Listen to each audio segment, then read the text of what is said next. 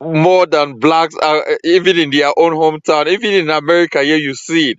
You go to these hotels, you see them running hotels. What's going on, Nangmizi? It's culture. It just happens to be culture. I think Indians reach higher than blacks in general, or they strive to reach higher. Education and all of that shit. They have actual. They work together. A lot of them. They definitely those Indians that went to the Caribbean and Central and South America. They went as like high class slaves almost. You know what I'm saying? But they made it pop. They made it pop, and you take it to Trinidad and Tobago. They're running circles around the black people there. In Aruba, they're running circles around the black people there. Here, I can't buy a fucking air conditioner on this goddamn island without going to an Indian. They just are very good in business. That's just unfortunately the truth, the hard truth. Even in America, man, gas No, station yeah, in everywhere. America. There you go. Even in America, now check this out. I bought a motorcycle that I didn't know how to ride. I just bought the shit. And my parking lot attendant was a black Guyanese guy. So I said, "Yo, what's the deal with blacks and Indians in Guyana?" He said, "The best coolie is the dead coolie." That's how deep these racial tensions run. What he was really saying is that the only good Indian is a dead Indian. So there's never going to be some sort of racial harmony between blacks and Indians wherever they reside. There'll be cross race business, but at the end of the day, these Indians still speak the language that they spoke in India. They still have very strong cultural ties to the homeland that they came from. The blacks and the diaspora are disconnected from their original, shit. They don't have a homeland to back them, so they're just there, fending for themselves. When the Indians, they got our structure. Hmm. Yeah, no, that's a good point. That's what I was saying the other day about like the so-called Bantus versus the Kushites, right? Bantu-like people don't have, they got a low trust society, right? They're in it for themselves, crabs in the bucket mentality. The Kushites, the Indians, and all those kinds of people, they have more of that xenophobic, self-preservation, looking at the culture and community. That's why when Somali immigrants come to Kenya, they do better than the Kenyans because they can actually work together. Indians are the same in Kenya. Look at Tanzanian economy is run by Indians, right? I know people say Kenya is not, right? But Tanzania's economy is run by Indians. Uganda's economy was run by Indians. There's a reason why. Like these are high trust communities. They actually trust each other. There's a system. But any Bantoid people, unfortunately, you guys just don't have high trust in your communities. It is what it is, right? From Africa to the diaspora, just niggas don't want to work together. It is what it is. And the So moment, imagine. Say that again, Julian. go ahead, finish. Sorry. Look, let me give you an example. I know I come for Somalis a lot, right? But if you look at the Uber sector, they've taken over Uber in Europe and in America, like in areas where there's a lot of them. They work together. They go and lobby against even like Congress people and be like, "Oh, we got to change the laws and how they pay us." They actually work well together. Come to Kenya, they've taken over some businesses, like imports of clothes and stuff like that, because they know how to work together. They can get loans from each other. Bantoids don't have that trust in their communities. They just can't do it. You get scammed every single time. Yeah, that's why I say Indians are definitely doing better. They got high trust in their communities.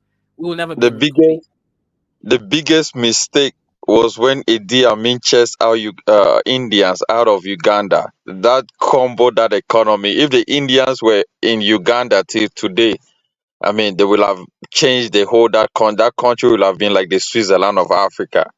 But I mean, the guy was too slow to think about it, thinking they are taking their jobs, but did not know of the jobs that they created might also employ certain people and boost the economy. I mean, I like how Kenyans and Tanzanians have kept the Indian man instead of chasing people out of, like what South Africans and others are doing. Keep them in, get high taxes from them, and then build other things as well. That's just what you need to do. Be smart. That's why I tell people: do not chase people out. Wait, Nagmizi, have you seen it was Jamaica. Like, have you seen how the Chinese run everything, every hotel, every Heavy, Bro, the shore. Chinese are everywhere. Not Jamaica, the island I'm on now. The Chinese, they run shit. And I'll tell you how they run shit. Again, Chinese have a power base in China. They do remittances. They live in their businesses, right? So they get um, the cheap goods from China. They hold on to their suppliers, so they don't allow other people to step in. So you can't compete with them. I could literally walk maybe three minutes from where I am now. You're gonna see a Chinese-owned store with a bunch of niggas sitting in front of it. I call them porch monkeys. All they do is sit there. The Chinese people put a fucking bench there. You think Guys, loitering is bad, but they put it there so that they can sit there and order beers all day. You see, so the these guys Chinese, are they calling wherever coach they go, monkeys. they get it. Yeah, and yo, check this out. In their stores, they got all this made in China shit. And when they come to the island, there's this like I don't want to call it an organization, but they do have organizations here where you go there and you get a loan that you end up paying back, and then you're plugged into their supply chain. While the blacks here, and the blacks are the majority here, don't have that because we don't have this homeland where goods are produced at a cheap price, where we can have an advantage in a But we have global America, market. right? Why can't us create that chain with you guys, with Americans on the ground? Because the profit margin is going to be shit, because it's going to be expensive to make, because labor is expensive in America. We have all the tools to do it, but the labor is expensive, and that's Okay, what's going why to not kill do the it in profit. Africa, in a country where it's stable, in Africa where the labor is cheap? Because Like now, Africans don't work well. The yeah, African, that's if you they don't. Your quality. See, so we talk about America, where the profits are going to lose to the labor cost, but when you go to Africa, the quality of your product is going to suffer because Africans just ain't got it. They're not built like that. The Africans or black people globally just happen to be fucking lazy, and I'm including my people in it too. We happen to be fucking lazy. We do. You look at Asian culture, right, and their work culture and their study acumen, and then you look at blacks. Like they'll run fucking circles around us. That's why it translates to the business field as well. So blacks are fucked. So who is more smart than Agmizi, a Chinese or an Indian? obviously Chinese is more smart. They have a much bigger economy, Jude. Oh yeah, Yeah. and Look, China is the second most richest country in the world. India is one of the dirtiest, sorry, poorest countries in the world. You can't compare China, India. Come on, man, Jude, that's crazy. Yeah, go ahead, Zulia. What's good? Yo, otherwise, what I was going to say is that means I've got two questions. First one is, you explained why in the diaspora Indians would be able to outmatch Black Africans descendants in the Caribbean. You mentioned that point, and I agree with that. But what would explain why in South Africa, Uganda, Tanzania, especially, and Kenya, why Indians, on average, are much wealthier than the native Black Africans in those countries? Because that same explanation doesn't work there.